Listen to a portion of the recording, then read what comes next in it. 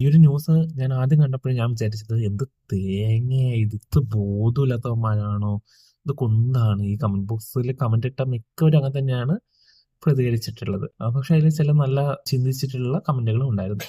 സംഭവം എന്താന്ന് വെച്ചിട്ടുണ്ടെങ്കിൽ, നമ്മളെ ഈ സ്ത്രീധനം ഉണ്ടല്ലോ, അത് വാങ്ങുന്നതും ചോദിക്കുന്നതും അതിന്റെ പേരിൽ പീഡിപ്പിക്കുന്നതും ഒക്കെ തെറ്റാണ്. പക്ഷെ സ്ത്രീധനം കൊടുക്കുന്നത് തെറ്റല്ലാതാക്കുന്ന ഒരു നിയമനിർമ്മാണത്തിന് വേണ്ടിയിട്ട്, അല്ലെങ്കിൽ ഓൾറെഡി എക്സിസ്റ്റ് ചെയ്യുന്ന നിയമത്തിൽ വ്യത്യാസം വരുത്താൻ വേണ്ടിയിട്ട് സജഷൻ കൊടുത്തതാണ്.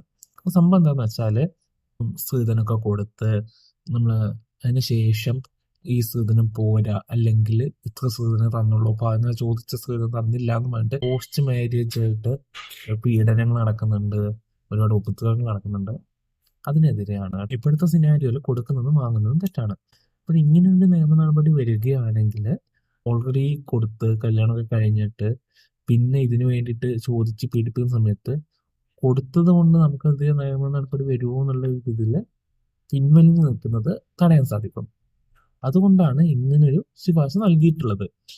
പക്ഷേ എനിവേ എനിക്ക് തോന്നുന്നു കൊടുക്കുന്നതും വാങ്ങുന്നതും തെറ്റ് തന്നെയാണ്. കാരണം നിങ്ങൾ നിങ്ങളുടെ സ്വന്തം മകളെ ഒരു വിൽപ്പന വസ്തുവായിട്ട് കരുതുന്നുണ്ടെങ്കിൽ അത് മോശമാണ്. ഒരിക്കലും അങ്ങനെ ഒരു കമ്പാരിസൺ, അല്ലെങ്കിൽ ഒരു പണത്തിന് പകരം ഒരു സ്ത്രീ, അങ്ങനെ ഒരു ഇതിൽ ഒരിക്കലും കാണാൻ പാടില്ല.